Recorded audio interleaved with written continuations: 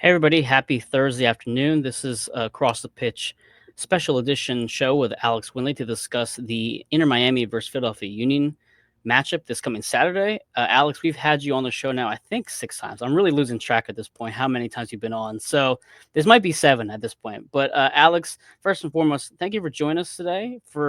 And again, you've been a frequent guest of ours, but for anybody who hasn't seen you on our show before, if you could kind of share exactly where you work, what you do, and then we can kind of dive into this conversation about Miami.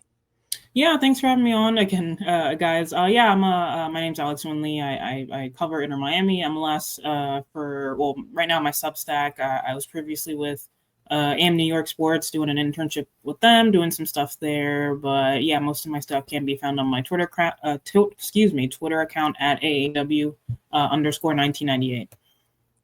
Awesome. And Jose, you're also joining us today as well. So, sir, how are you doing today? I'm good. I'm good. Mike, thank you so much. If people are watching this in sequence of shows that we have done and actually watching, they will see that I'm much more refreshed. Last night was a very short show for all the good reasons. I needed to go to bed. I was exhausted. I had my kid with me, almost like pulled me off and say, "You got to go to bed. I want to go to bed." He even hopped on too, but refreshed, eager to chat with Alex. Always a joy to be with you. And honestly, what really comes down to, I think, a game that a lot of the Philadelphia fan base is sort of looking for post Columbus in terms of the Union taking on a team that they need to beat to be deemed, I don't know, what would be the narrative, Mike? Successful, worthy. to be worthy of Sure. to beat the good ones, right? And you and I have often talked about they can only play who's next, and they've passed every single test over the past 8 weeks or match days. So eager to hear how just poorly things are going in Miami. Yeah, definitely. Yeah, so the last time the Union and Miami faced off, it was a 2-1 loss for the Union.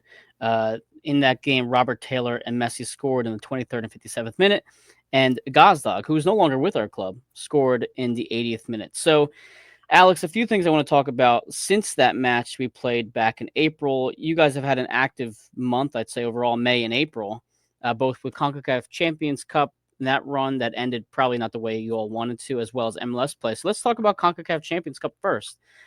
I know you guys lost to Vancouver, I'd say pretty convincingly as well. What was the fans' reactions, and what was, how do you think the club approached those two matches with in CONCACAF?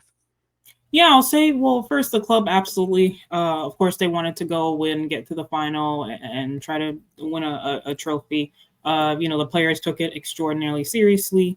And of course, the loss hurt for them. It was, I wouldn't say like a day of reckoning, but it was, kind of an alarm bell sort of situation where, a loss like that, not just, losing, it's the way they lost. They didn't really put up a fight. It kind of sent some shockwaves through the fan base specifically. Regarding the fans, I think there are like two sets of Inter Miami fans. There are the Messi fans that came over to watch the team, and there are the OGs who started watching from the beginning. A lot of the Messi fans, naturally they're gonna defend Messi, the Barca poor, which is fine, whatever, as long as they're not disrespectful. But a lot of anger towards Mascherano, maybe the non-Barca players, which is, I think, a little unfair. I think they win as a team, lose as a team. And for the OGs, I think a lot of them were just kind of, some of them were, like, hey, we lost fair and square, whatever, you on to the next one. It sucks and it hurts, but, you go on to the next one. But a lot of them use this as like a platform to talk about everything that has, I guess, gone wrong since Messi and friends have gotten here. A lot of them, they were there when, with Diego Alonso and the Phil Neville years where, tickets were $12 and everything was pretty inexpensive. And a lot of the OG fans missed that. I know Miami weren't, contending for trophies back then, but they did just miss like the closeness of the club. And, guys like Robert Taylor, who were they've been there for years, and they really missed that closeness. So when Messi and friends came over, that was all gone. And a lot of the OG fans, after the Champions Cup loss, they they used it as a way to kind of express their frustration as well. And Yeah. yeah, since that loss, it's kind of been a spiral for Miami. I know they're still in a playoff spot and they've only lost like 3 times, but for a team that's has Messi, they definitely should be doing better. Well, I think an interesting comment that was mentioned last night in our game against the Riverhounds was you have these tournaments outside of your league play. So for the Pittsburgh Riverhounds, they are the only USL team to make it to the quarterfinals or the round of 16, whatever it was yesterday. And the commenters were kind of saying, well, they know realistically speaking, they're not going to win the US Open Cup, but they still want to be professional and push as far as they can. But unfortunately, that also interferes with their league play, and they're kind of having poor results in their league play as a result because they just have such a congested schedule. And I think we saw that as Uni fans here is, we've made it to the CONCACAF Champions League at that time, semifinals, 2 years in a row, I think, Jose. And it's like you get so close and you can actually win it. And then you get done and you think, oh my God, now we're in 6th place. I think one year we were in 9th place at one point entering August, September. So we're like, shit, we put all our eggs into this basket and now it's like, how do we recover from that? So in what you're kind of mentioning here, you're only in 6th place in the Eastern Conference. You're at 22 points, which is only 7 behind the Philadelphia Union. So there is a lot of time left to make up that ground. But in a way, are you almost relieved from a fan perspective that they are out of this tournament early so they can actually focus on what is ultimately the biggest prize for MLS players and MLS fans, which would be MLS Cup? Yes and no. I'm always like a league first person. Naturally, MLS Cup is what Inter Miami wants. If they're in contention for the Champions Cup or Leagues Cup, of course, or if they were in the US Open Cup, of course they're going to go for it. But I think MLS Cup is probably the big one, and what Jorge Mas and the ownership, David Beckham, want more than anything. The star above the crest. That shows up everywhere. So they definitely want that. And I don't want to say relieved, but that schedule congestion was absolutely crazy, especially with a roster with a couple, like a handful of older players that are aging and physically they're starting to slow down now. It's getting a little bit noticeable. But yeah, the congestion was crazy. They were playing every like 2 to 3 days, and I wouldn't say relief, but I think the team, even though they are maybe not in the good spot, I think they're relieved just to have one game a week, focus on the next, getting healthy, instead of having to rotate every 2 to 3 days. Absolutely. Jose, any thoughts on the Champions Cup or anything like that we've talked about so far? Yeah, I struggle with that. And I think it's a result and it's a dual edged sword when you think about roster rules and regulations. Are they archaic? Probably a bit, honestly. Could they be relaxed? Absolutely. But ultimately, they do provide the product that we, as press and as fans out there, enjoy, right? Which is a league that's always competitive, a league that every single match day you can't predict exactly how things are going to go, right? Where like this weekend, Philadelphia could go on and beat Miami 6-0, and I wouldn't be shocked. But you could tell me that Miami could go on and win 6-0, and I wouldn't be shocked either. So there's very few leagues in the world that give you that, and I think I commend it for that. But also when you think about and in terms of the congestion, Alex, that you pointed out, it's tough when and Mike, we saw it best with the Union, right? Mm-hmm.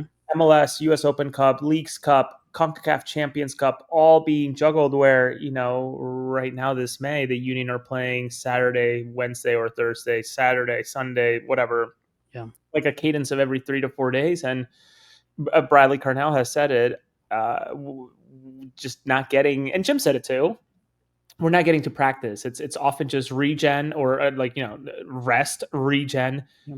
travel, play, rest, regen, travel, play. And I think Jim even attributed that to maybe one of the reasons why Ty Baribo didn't get the shot that he could, right? Because he just couldn't really watch him in practice. He was watching him regen and reset every single week. So I commend the league in a way for picking and choosing and dividing and maybe putting their foot down onto what competition teams are playing. I think that's why Philadelphia is thriving so much. And I think that's also why Miami maybe isn't thriving right now in terms of being divided in so many ways. So I still think that roster is unbelievable. I lost count at this point. Is it 15, 16 international roster spots that you all have? It's an unbelievable. I commend whoever is the the guru behind the spreadsheet to make sure it's all compliant. But that roster's still very, very rich and very, very dangerous any given night.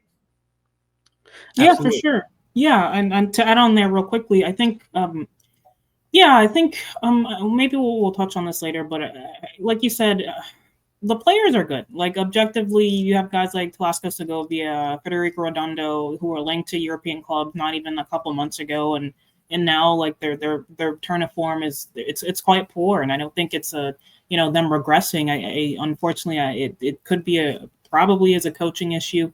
Mascherano has been under quite a bit of fire the last couple weeks, especially now after the Derby loss to Orlando. That was probably when it reached a fever point.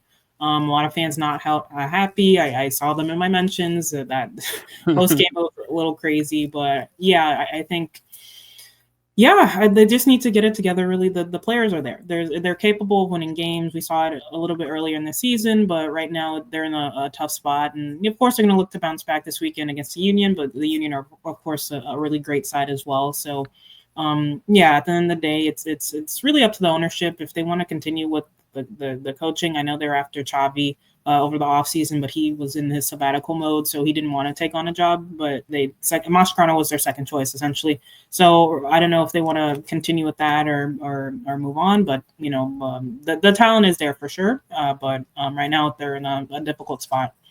I think from a Philadelphia perspective, and one thing we kind of thought about with Jim Curtin, especially last year when you had those really, really down parts of the season, would Sugarman or Tanner ever consider removing Curtin mid-season? Would they have a mid-season firing? Are you kind of suggesting that might be on the table for Miami then? There could be a mid-season removal if things continue to go the way they have been?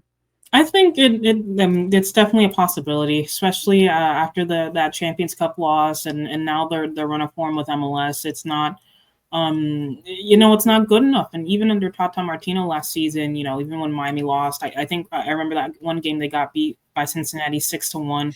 Even when that happened, there were no rumors of Tata leaving because we knew that Tata could get the team to play good soccer, good football, to score well defensively. They were shaky, but still they could outscore anybody in the league, and that's how they were able to win Supporters Shield. But right now with Mascherano, there's no tactical sense of team identity, really. It's either try to play possession or they try to play a little bit more compact through the middle defensively, which sort of worked out earlier in the season, but they weren't scoring a lot. So he sacrificed that defensive stability to get the offensive line forward, and now it's they can't defend and they're having trouble scoring, which is crazy to say with Messi on the field. But that indicates it's a coaching issue because last season it was never the case. So I think if it continues and if Miami just, the ownership just can't see a way to,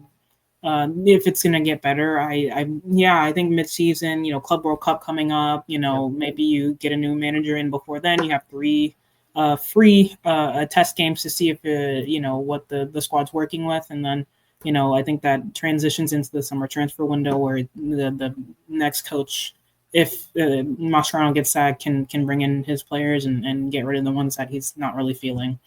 Absolutely. Jose, you want to ask something? Yeah, you're absolutely right. Last year, Inter Miami led the league in goals per match, averaging 2.3 goals per match, just ahead of the eventual champions, LA Galaxy, who are obviously going through their own cycle right now. But maybe I wonder this, Alex, and I don't know.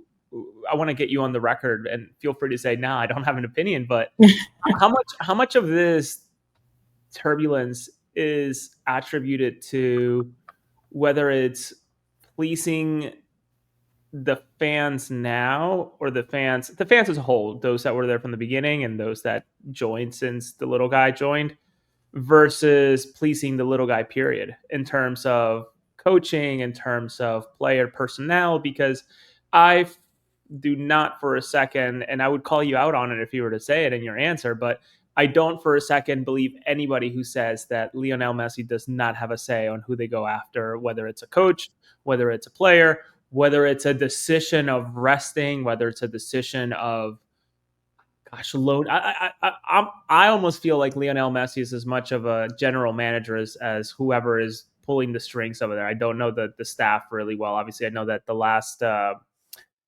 GM, sporting director, he went back to Seattle, if I recall. But nonetheless, I don't know. Chris Henderson. Yeah, Chris Henderson. Thank you. Yeah, I think he's at Atlanta now. Yeah. Is he in Atlanta? Okay. Yeah. So he was at Seattle, went to Miami, and went to Atlanta. Thank you. And he's working, not doing great in Atlanta based on what's going on over there, considering a $30 million attack that they purchased over over the offseason. But in terms of Miami, like I don't know how.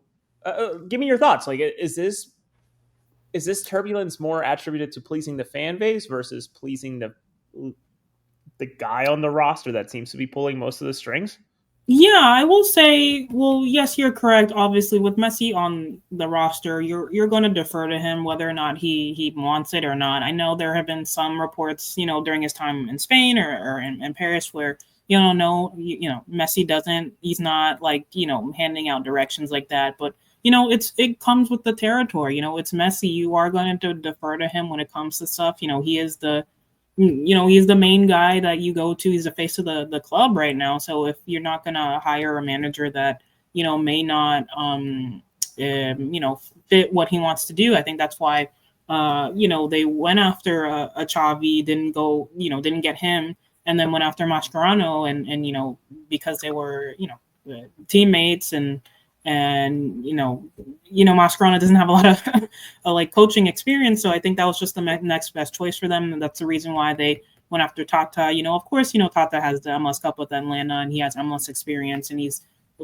super respected in South America as a coach in general. But he has coached Messi before, I believe twice in two separate instances, if I recall correctly. So yes, Messi does have absolutely, of course, he has influence. But at the end of the day, if you were to ask Jorge Mas or David Beckham, they're going to say, no, we do make the decisions, which they do. I remember specifically before Messi signed, me and a couple of other reporters, we were on a call with, actually, no, we were in the room with Jorge Mas and David Beckham. They were discussing that and how they had 2 to 3, before Tata signed, 2 to 3 managers that they were looking at. Tata was ultimately chosen, but, Messi, of course, he plays a role, and I think I do recall on Twitter I did specifically say I think that Jim Curtin was already out at Philly. I threw out his name as a potential Inter Miami coach, but like culturally here in Miami, like everyone and their mother speaks Spanish, and I don't know if Curtin does. Maybe he does, but I would have loved to have him in Miami. I think he's a great manager, but naturally, a lot of the fans were like, no, he's, who's this white man, like, yada, yada, which is absurd because he's a great manager. But yeah, at the end of the day, it's going to be whoever fits with Messi in the Barca 4 and fits the Miami culture down here. But yeah, it is how it is. And that's just how Miami is set up. And yeah, that's how it goes down here.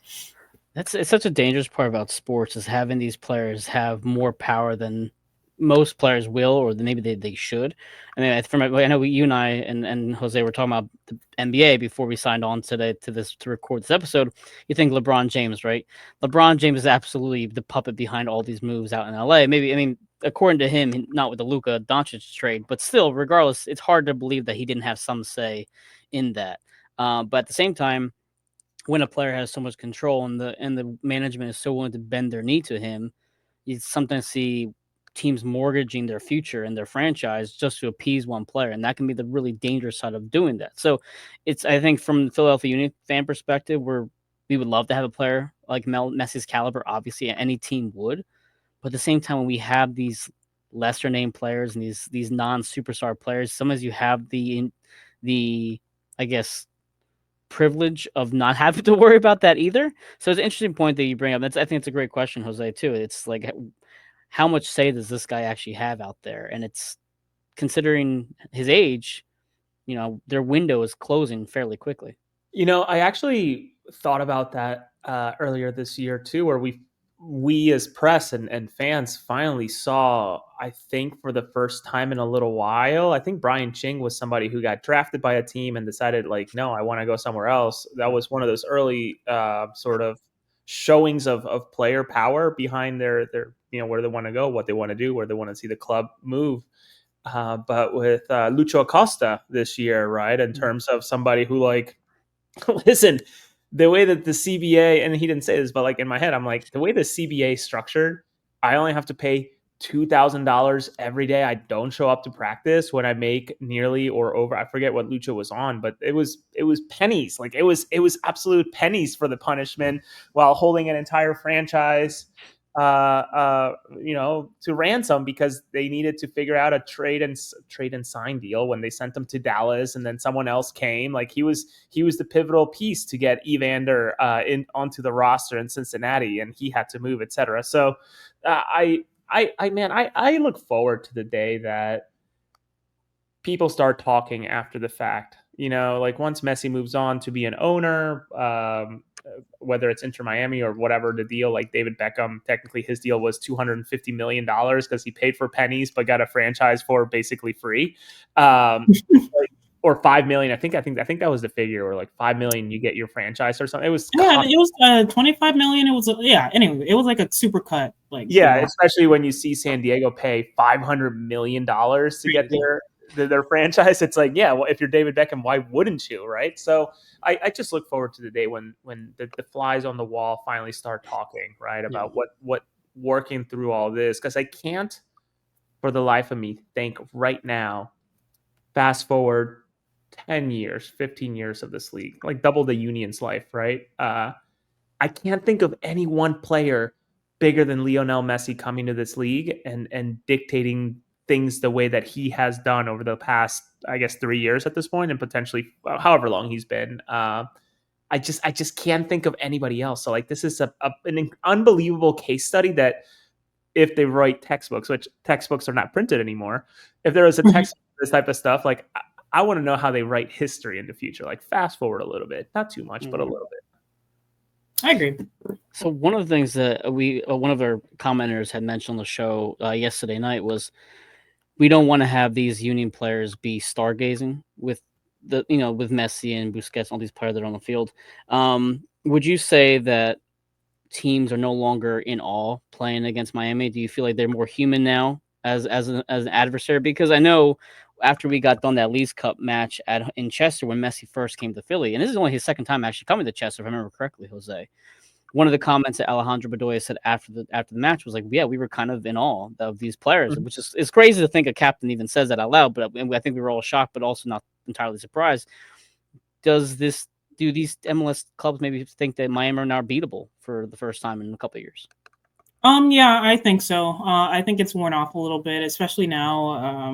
They've been in the league nearly 2 years now. I think it's no. I mean, of course, when they travel to I don't know, like Vancouver, of course they're going to pull fans and Messi fans. But I think, well, I'm personally not a player, but I'll go around maybe.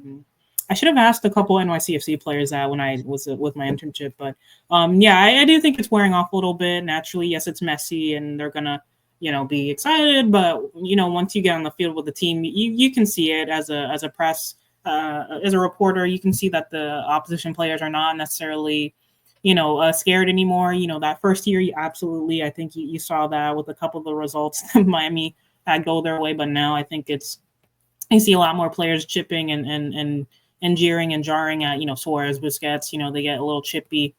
I don't know if you guys saw, but Messi was pretty close to getting a couple yellow cards after a game after a game by Bruce had to help him out. Yeah, Arena, and I think the Minnesota game or after San Jose, he was close to San Jose with Arena and Minnesota. He was close to, and even Orlando too. But yeah, I think Messi was super close to getting a yellow for chirping at the ref. So definitely frustration with the results and now opposition players. I genuinely don't think they're really phased anymore. Which is Miami has kind of lost their aura factor in that sense where teams are just not scared to come to drive what's it called, Chase Stadium anymore. Miami were shut out for the first time since 2023 at home.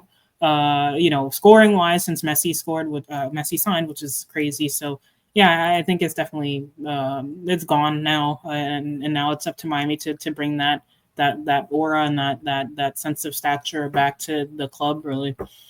Well, I mean, let's talk about this club and this kind of this matchup we have on Saturday. Now, when I rewatched our first interview with you this season back again in March, I know one of the things you highlighted was this club seems to be better defensively.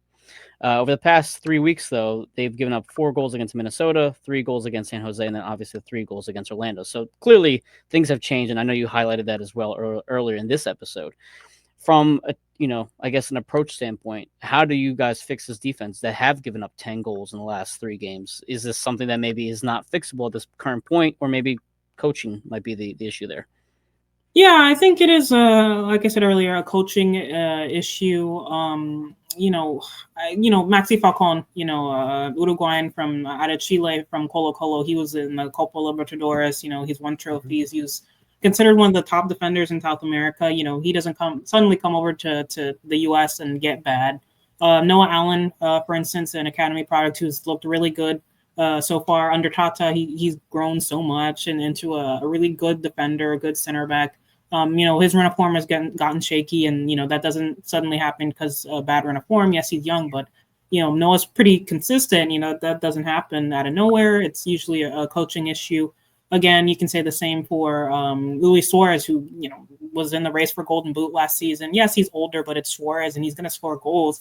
Sure. Him not being able to get to that level. I think by this point last season he was already on like 10 goals. This year he's way below that, and I don't think it's a player issue, even though yes, he's older. I think it is a coaching thing. Even Messi, he's not scoring as much. It's at the end of the day, it's a structural thing. And I hate throwing coaches under the bus, but I do recall like when Mascherano first signed, like I wasn't inspired. It was a very uninspiring choice, and yes, we gave him a chance, at least for me as press, but. Now there are consistent concerning patterns with the team where, they have possession. They'll be in the final third, but they just can't, penetrate that like 18-yard box. And you saw it against Orlando. I was there live. They were just spamming crosses. It looked really aimless. Players were shrugging their shoulders, asking for help. And that's a coaching issue. You're supposed to know where the passing patterns are and where to find your teammate. But for Mascherano, he just couldn't figure it out. And defensively, while they were maybe a little bit better earlier in the season because they were just so compact and they weren't really scoring, now, like I mentioned this earlier, they're trying to get forward now and they're leaving themselves exposed. And yeah, it's just a bit of a mess. And this goes back to the earlier convo we had about mid-season coaching change. I don't know, Miami, they're not really – I think the last time they did that was with Phil Neville. Pre-Messi, it was literally when Messi signed. They were like, no, you're not coaching him. They got Tata in, and that's that. But yeah, it is a coaching issue, but it remains to be seen if the front office will change or they're going to continue. Definitely. So one of the things that we have looked at for this particular month of May is how the Union were going to fare against this first of all, this congested schedule and the competition we've had so far. So in May, we have played, I think, was it now 6 games total. So we've had a win against Montreal, where we didn't really play, honestly, that great, in my opinion. We beat both of our USL sides in the Open Cup, Indy 11 and Pittsburgh Riverhounds. We had a 1-0 win in Atlanta, a 3-2 miraculous win against LA Galaxy. Our first half against LA Galaxy was pretty abysmal. And then we had the 2-2 draw against Columbus, where we had the lead secured, and then in the final seconds we kind of blow it. So one of the concerns that we've had so far this season is, are we getting good results against bad teams? What exactly is this club overall? Like, who are we exactly? So to Jose's point that he mentioned earlier, this is a great test for us in terms of where do we stand amongst the other top teams in the Eastern Conference. But at the same time, and I think, Jose, I'll ask you this question, will a win against Miami, let's say a convincing win similar to what we saw against Atlanta, or even what was that? I can't remember the team we played against before that. Would that sway your opinion at all on what this club could actually do this particular season, considering their first place standing? Jose? I thought you were asking Alex. I'm Oh sorry. no, sorry, no, I was asking you. No, I think that the Union can only play who's in front of them. And having watched and being in the press box for the Columbus match, like they truly looked aside outside of two lapses of judgment. One where someone got beat near post, beating the ultimately the winning goal. And I don't even remember the first goal, but I think it was just shitty too. So like I maybe already erased it out of my mind. But like I think a victory against Miami, and listen, Mike, you and I, and I'll call you out for it. Like a lot of the fan base, a lot of the media, unbelievably negative around this team, despite the talent being equally, if not maybe a tiny bit less early on. Then they made some interesting purchases that, if you know ball, you know that this team got immediately better with the Lukic's of the world, the Damianis of the world, etc. And a healthy-ish Andre Blake or a flourishing Andrew Rick. You can tell that this team there was no way in the world that it was going to be an outside of the playoff type of team. So I'm sure even Philadelphia goes on to beat Inter Miami, Messi Mania, Barca 4 plus Mascherano's. Like, there's going to be an excuse that the Union are just not good enough, right? Like, go and spend more money, go and do this, go and do that. So I guess my answer is that, like, even if they were to defeat Miami, like, I think it would answer the questions of some, but even the majority would still remain sort of like, they got lucky, or like, I don't think it's that big of a win because Miami's going through such a bad run. I think in the perfect scenario for the most negative people, it would have to be that both teams are on an 8-game winning streak, no draws, no extra time, no penalty kicks to advance, and finally the Giants are colliding and playing each other. That's the only way where I could see that this would satiate people's like the desire for the validation. But again, like, MLS is one of those few leagues where if you're at the top of the table at the end of the season, you get a shiny piece of metal that doesn't mean as much to most people, but they hope to get the other one that comes after playing playoffs. So like, it's disappointing in that sense. I wish I valued the supporter shield more, but obviously that's not the one that gets a star over your crest, as Alex mentioned. I wish that there was something that it would show on the, that's right. Yeah, like the Club World Cup, right? Like you get the, I guess, in Manchester City has like a golden thing. MLS should do its own thing and do something special with like a supporter shield patch somewhere on the jersey to like display last year's winner, and then the next year it switches, etc.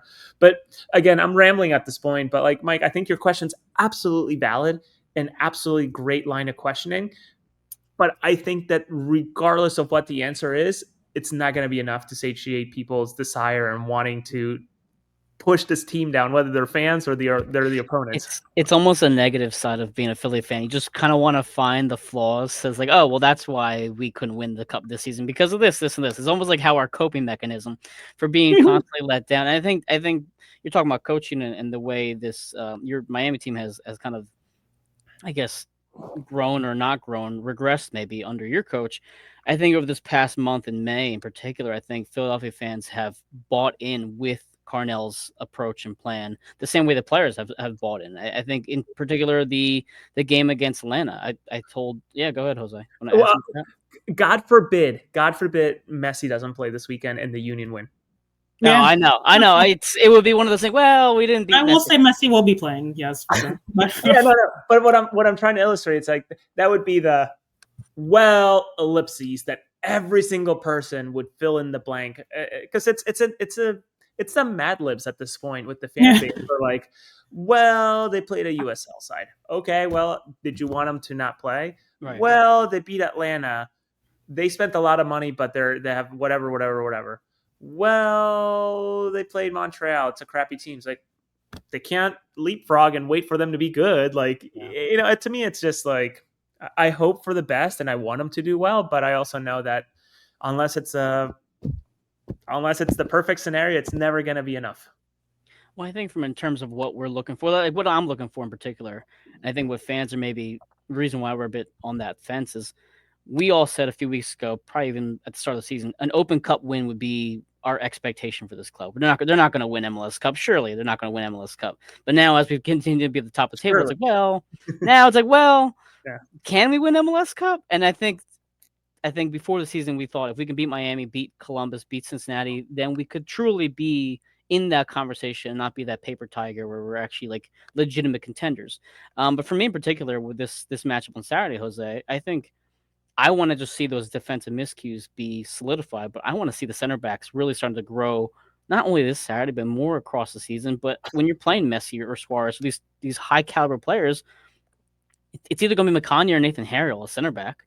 How are they going to do against those two? I think Glessis will be okay, but I'm not sure about those. I want to see their growth. That's all I'm looking forward to on Saturday. Having been on assignment for MLS, and they seem to be assigned me. Obviously, they gave me preference to Philadelphia because I know the club probably well enough to be able to write for the website. Sure. They've also been giving me a lot of Miami games, so maybe I'm becoming the Miami guy in a way. But having just watched that Inter Miami game against Orlando versus Inter Miami, like it doesn't even have to get to center backs. Good center defensive mid can completely negate Messi, and we saw that this weekend, Alex and I, because we watched the game. I'm not sure, Mike, if you tuned in, but I was watching the game because I had to for my part-time job. A super draft rookie put Lionel Messi in his pocket with Joran Gerbe coming out of, I guess he was at Clemson, and then he went somewhere else in the West Coast. I can't remember where, but Oregon State. First super draft rookie, 24th pick in MLS super draft last year, pocketed Lionel Messi. So like, we don't even have to really even get two center backs in terms of like the conversation.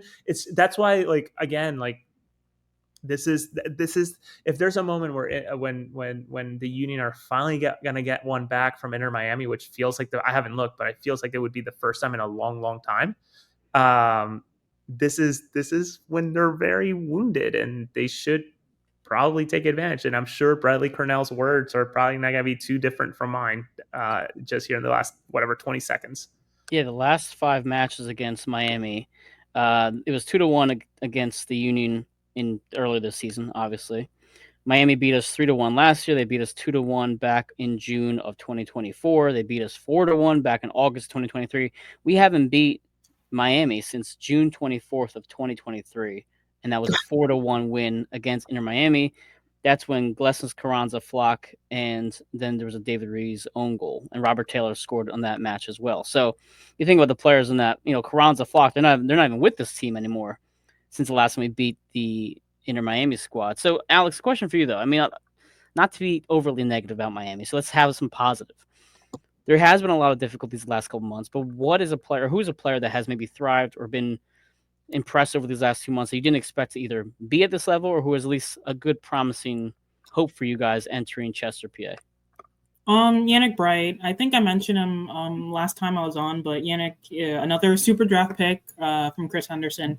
He's just been one of the best players on the field for Miami. He provides a certain skill set that the team hasn't had since Gregory left in 2023, I believe. He's at Botafogo now in Brazil, but he's just a plain old ball winning central midfielder that just cleans up, as best of his ability, considering the amount of loose passes the team does have nowadays. He just does his best to clean up the messes that, the loose balls or stock counterattacks or, well-placed tackles. He's just an endless engine, and Mascherano even pointed that out as much, that he's he's the key figure, and that's part of the reason why a talented guy like Federico Redondo hasn't been able to get any consistent playing time, because Redondo, he's more of a ball progressing central midfielder, maybe not as physically defensively gifted, but with Yannick Bright next to Busquets, who can progress that ball forward, Miami have a pretty complete midfield,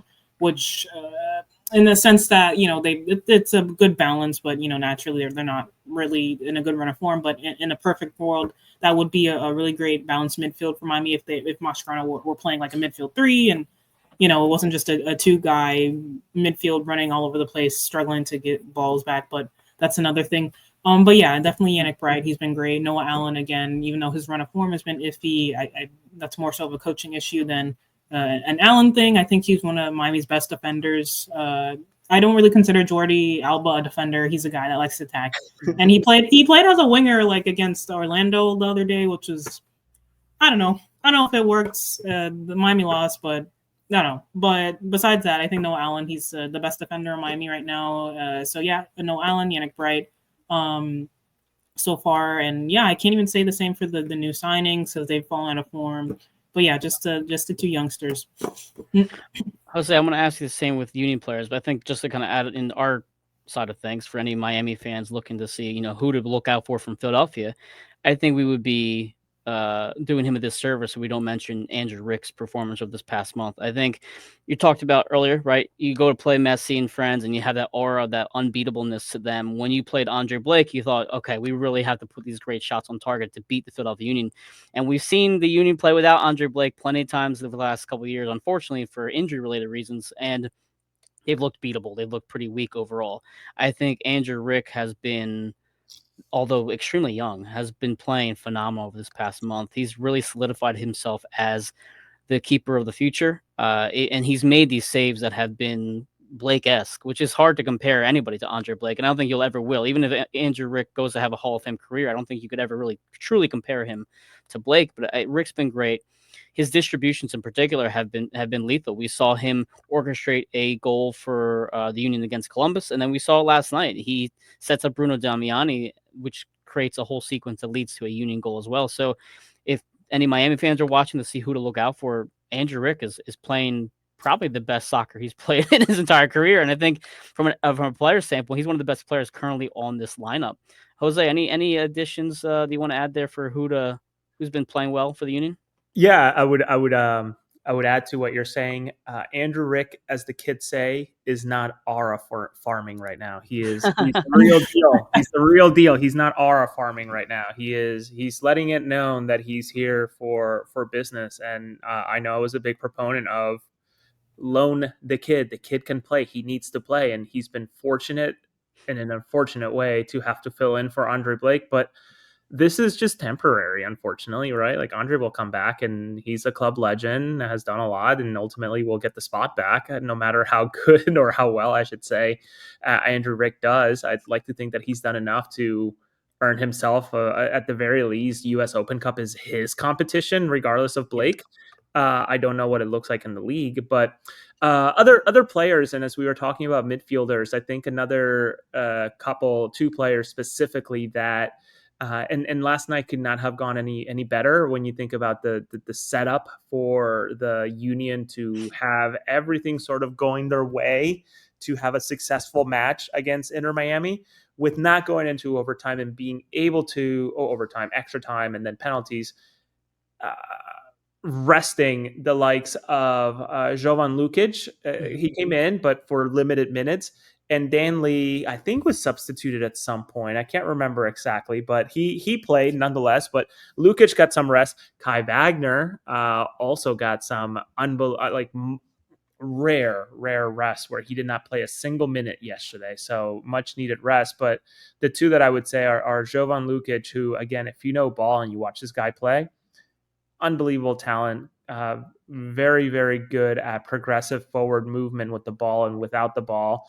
And his partnership with Danley has been unlike any I think I've seen in MLS in terms of two center defensive mids. When you think about the 4-2-2s narrow that allow them to sort of just, one goes, one stays, or one stays, one goes, or even allowing, because of the triple twos, as someone's progressing through the lines, someone else is coming back down, whether it's Indy Vasilev realizing, oh, Danley left, maybe I should come and cover. And it's just such a nuanced system that those two specifically are going to be, I think, big key players. And Bradley Cornell, although it's a different system than what Oscar Pareja runs out in Orlando, would have already watched that game film 3 times over to figure out how to negate a lot of what Miami does. Though, Alex, I do want to give a shout out to Segovia. I think he is going to be an unbelievable talent for Miami. He probably just needs time to A, grow into his body, and B,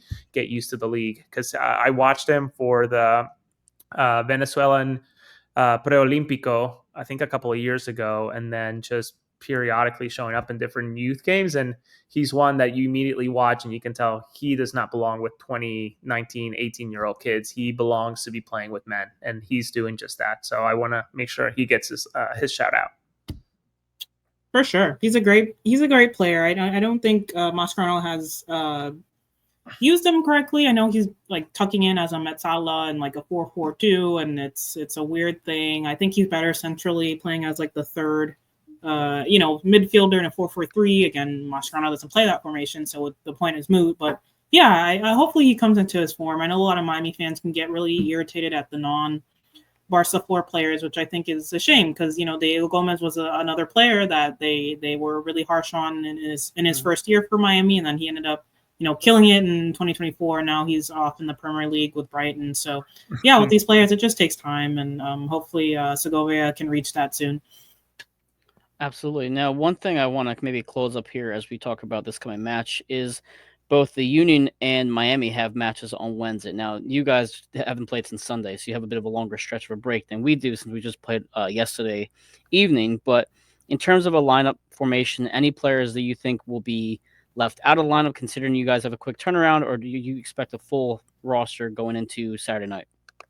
No, yeah, I think it'll be as close to full strength, whatever that means right now for Miami, considering their form. It will be Messi will obviously start. There's no reason, unless he's injured, he'll start. Looking at the practice footage, everyone is fit, bar a couple of players who have a couple long-term injuries. Drake Callender, Baltasar Rodriguez, Israel Boatwright, etc. It's a shame for Drake. I'm looking at the U.S. soccer roster that dropped. Anyway, tangent. We can touch on that later. But yeah, a couple of injuries, but I think it'll be a full strength roster for Miami, as much as full strength possibly can be. But yeah, no, I don't think there will be any surprises. Absolutely, Jose. Same question for you, but regarding the Union, do you expect anything significant being done for rotation? I don't think so, especially with again, I think Bradley Cornell wants to win every single match, every single game, etc. But I feel like this was it, right? Beating Pittsburgh sort of, I think, gives him and if I was a decision maker, I said, Bradley, green light, all the eggs on the basket of the U.S. Open Cup. Yeah. That match is not coming till July 8 or 9. So there's obviously a long runway, and they have to get closer to figure out how to build that runway and to be able to win and continue on. But in terms of this match, Kai comes in, obviously, unless there's some injury that we're not aware about. Obviously, he was bleeding from the back of his head after the previous match ahead of, I already lost track. Who they play before Pittsburgh again? Indy. No, sorry, Atlanta. After Atlanta, he had a gush in his head. It sounded like he was fine. I think Lukic comes back into the starting lineup, and I feel like you try to find a way to put Ty Baribo in and continue this run. Whether that means replacing Damiani, I don't know, but I think that's it, right? I think the rest of yesterday was sort of the way that they'll go on about it. Did Glesnes start yesterday? No, he didn't. He played the whole game. He played the whole game yesterday. Okay, so they went on. Yeah, okay. I'm so blurry. I was so tired. So, and that's the thing too, is like if you do have Glesnes coming off a full 90 minutes, Nathan Harrell, did he play? Yes. No, Nathan Harrell didn't play. Olivier was in yesterday. Yeah, Olivier was in the right hand spot, and then Makanya played. Yes. So the question then would be is, well, do we see Makanya and Harrell as a pairing together, considering Jacob started and played all 90 minutes on Wednesday? I don't think so. I think you're going to see Jacob, even if it's not a full 90 minutes, I think he plays at least 70, and maybe they replace him with Makanya or Harrell. Frankie Westfield has basically been our staple in the right back position. He's been playing also very well for being as young as he is, same with Andrew Rick. So I expect that back four to be Wagner, Glesnes, probably Harriel and Westfield in front of Andrew. But yeah, Jose, Danley and Lukic. When we talked about this in the first time we talked to you, Alex, the pairing back there have been really great, and I'm excited to see the rotation. And frankly, no disrespect to Toronto, but I feel like it's similar to the Montreal match. You can kind of take up a maybe B squad up there, mix in some rotation with Donovan and Bueno, etc., and you could probably pull off a win in Toronto if you attack it the same way you did against Montreal, and they were able to get that win up there as well. So I'm looking forward to seeing what Carnell has done. And again, as I mentioned to Alex, it's Carnell's been really great so far with rotation and the players buying in and all that stuff. But I know you kind of hinted on this, so we kind of end the show with this lighthearted conversation. The U.S. national squad got released. I know you kind of talked about Drake. Did you want to kind of share any thoughts on that roster that got released? Yeah, it's very well, first of all, Pulisic isn't there. I mean, as someone who watches like Serie A a lot, and Milan, they've had I will say for Milan, they had a difficult season. They didn't get, they lost in the, what was it, Coppa Italia to Bologna, which I don't know if I should disclose this. I'm an Inter Milan fan, so I obviously enjoyed that a little bit when they lost. But yeah, he said he's not joining due to fatigue, which I don't know. It's the Gold Cup. I don't know. I don't know. I would have gone if I were him, even if he had to sit. I think he's the captain of the country. I think just showing up is a morale thing. But yeah, I think hopefully they can do well this summer. It's a really looking at now kind of an MLS mixture of some European players and MLS guys. Matt Freese on there, which is great. He's been really great for NYCFC. Sebastian Berhalter, Inter Miami knows him pretty well. But yeah, interesting roster. Let's see how it goes. But yeah, the Pulisic thing was a little I don't know what to make of it, but it felt very NBA-ish with the load management type. Load management, right? Load management, right? It's like, well, I think I didn't. I read the release they had. Well, they're going to focus on next year being his priority, which I get, but it's also a year from now. I don't know. I'm not exactly in the camp of him having to rest. Jose, any thoughts on Pulisic or this lineup that we have for the U.S. men's national team? I don't care about Pulisic. He is a Hershey guy. That's fine. He can do whatever he wants. I personally think, and this is me specifically, and I get that their bodies are technically their earnings, their living, right, and they need to think about following years, etc. But like, how fortunate the guy is to represent his country and to be able to have the wherewithal and even the mentally have the bandwidth or think you have the bandwidth to say, nah, not this time. I'll come back. It's like, to me, it's like unbelievable that anybody could have that mindset. But then again, like, maybe I'm more old school. Maybe I'm an idiot, probably a mixture of both. But the reality is that, like, I just can't fathom saying no to a national team call up. And frankly, seeing this roster, I think the Turkey game is maybe a scheduled loss because Turkey's actually very, very good. And then the second game's against Switzerland. Yeah, Switzerland. Okay. That might be a closer game, honestly. Obviously, they're dragging teams, and teams from abroad are coming to the U.S. to sort of prepare and take a look at facilities where they might be, that type of thing. But I think that the biggest shout out is just Quinn Sullivan. Kudos to him. Congratulations to him earning that call up. I was able to dig out because I could have sworn in my head, I'm like, I feel like he talked about goals for the season. And I went through my bookmarks and I found where he spoke with Apple TV and saying, like, I want to have 20 goal/assist contributions. Well, he's at 8 through 14. Yeah, he's playing great. Almost at a 50 to 50% sort of ratio, but at the U.S. national team call up, he can check that off. And obviously, I don't think he'll settle with just being called up once, but certainly a good step in the right direction. And this is my final bit of ranting. How dare they, in terms of fan base, to question a call up, right? The same way I get so frustrated when people make fun of the January call up for people. Like, you're still representing the country, if anything. Right. Like, just be happy that they're there. What's the shitty nickname? Is like Camp Cupcake or something like that? Like, who are you? Like, you're just like, they sit on the internet. Yeah, right. Thing. They sit on their phones and they're like, they're the people that you see that are used to be this way, but they were just the egg picture, just like talking Right. shit. Oh yeah. Evolved to something else or devolved to something else, but ultimately, like, even if this is Quinn's one and only call up, which I hope it isn't, and I'm sure he hopes it isn't. Like, congratulations to him. That's fantastic, and shout out to the other 6 or 7. I think I counted maybe 8. I think it's probably closer to 7 or 8 with Zach Steffen being part of the academy at one point. But 6 or 7 players on that roster have ties, whether they played in Philadelphia as a professional, were part of Union 2 at some point, or were part of the academy.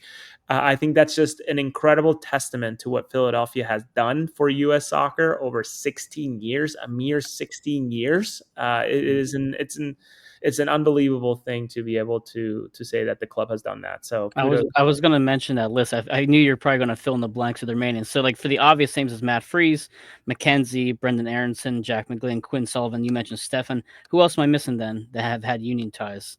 Because at this point, I'm looking. Brian White. He played at the GA Cup with Jim Curtin in 2016. He won. What a pull there! I didn't know that. Okay, yeah, he's won. And I feel like I'm missing Brandon Aronson. Obviously, you mentioned him. I'm surprised Paxton's not on there. Very shocked, unless it was a decision for him to sort of cement his place with his parent club versus being loaned out again.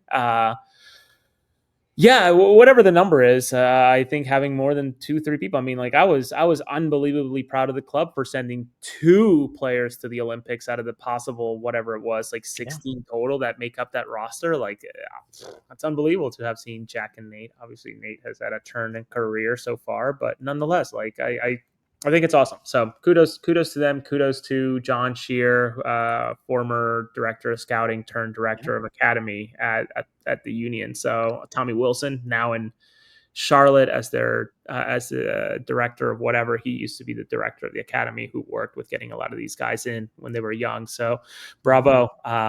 I can't even imagine the amount of pride you get when you see names that you physically got into the building go ahead and do big things like this, even if it's not so appreciated roster this time around. Yeah, absolutely. And listen, we've been talking for about an hour here. It's amazing how fast time flies when we do talk to you, Alex. I always appreciate you joining us. It's always a great conversation. If Miami and the Union face off in the playoffs, I'm sure we'll do some sort of short show again to kind of discuss that. But before we kind of go away here, what would you like to plug any of your upcoming work, anything you're currently working on, or where people can find you again? Yeah, you can find me at AAW_1998. My internship is over, so now my focus can be completely on Inter Miami now. Not that it wasn't before, but NYCFC did take up a lot of my time, even though it was a great fun. But yeah, you can find me on Twitter at AAW_1998. My Substack, The Heron's Nest. You can find all my work there, player ratings. If you want to vent in the comments, I'm usually there with a cheeky word back if it's something crazy. But yeah, you can find me on Twitter and my Substack. Awesome. Jose, I know we just talked about last night, but for anybody who didn't watch our post-game show, anything you have currently working on? Yeah, no. Gosh, I guess I'll plug the Fontana interview. Mike, you had very kind words to me personally and on the record on recording. I really appreciate that. I think a very vulnerable. It's not often that you see these guys that we often see as superhuman be as human as the next person. So to sit down with him and talk about those really tough 2-3 years of going abroad, taking his shot, and ultimately I think he would be okay with me saying this, but like failing to the point that he didn't enjoy soccer was really cathartic for him. So if you want to listen to that, not to, it's very positive too, believe me, it really is. But you don't hear that from a professional very often. So I appreciated him saying that. So listen to that. It's about an hour 15. I'll be on the beat for MLSsoccer.com this weekend with the Philly and Miami game. I have another game, but they made this a priority match for all the obvious reasons. And just working on some more interviews. I think I had so much fun with the Fontana one. I'm still chasing Bruno Damiani. That'll be something I want to get at some point since I don't think I see him talking to too many people. And then I think the interest from the Fontana interviews driving me to do some more research. I know Corey Burke is one I'm trying that I haven't, Yes. I think, a handle on, but I'm also going back into the vault, and I did some outreach today for Doric Bochka, who I'm sure Oh, you remember, and of trying to course. figure out where someone like Chaco Maidana, who I think is still in the Philadelphia area, like talk to some of these throwback players and just hear like, brother, you played when this team was 3 years old, and you look at it now, like, what does it look like to you? Like, how different? And of course, they'll say money, but beyond that, like, what are these? Could you, if you do it over again, like, man, how different do you think this league is? That type of thing. So more to come. I appreciate you like giving me the floor for a minute here. The pairing of Maidana and Nagiro was a pretty fun duo back in the Dude, day, in the early stages of the Union. Yeah. I always wish that the whole Nogueira thing would have worked out. Obviously, he felt homesick, as I understand it, and wanted to go back to France. But that 1-2 punch was unreal. A gazelle and someone who would just hold back. So it was awesome. So Yeah. looking to tell some other stories. I think, like I said, I was very energized by the response to the Fontana interview. So I think the Fontana interview also goes to the fact of you can only say so much as a player currently in that moment. Once, even as a coach or GM, whatever you want to say. yeah, But once time has passed and you can, those bridges are not, I wouldn't say burned, but have kind of closed down, you can kind of release certain things. So for players who want to get a look into the inner workings of the Union at that time with Fontana, how he felt, I think it was a great way to kind of take a look back and, again, be transparent. So you said earlier, Jose, you can't wait for that 30 for 30 that comes out maybe 10, 15 years once Messi retires. Like, what were all the things going on behind Ooh. closed doors, right? Oh, Alex, I'm sure you can't yeah, wait. I'm chomping at the man. Yeah, yes. That's all I'll say. Yeah. Fair enough. But again, Alex, thank you so much for joining us today. This show will be released on Thursday afternoon on May 22nd.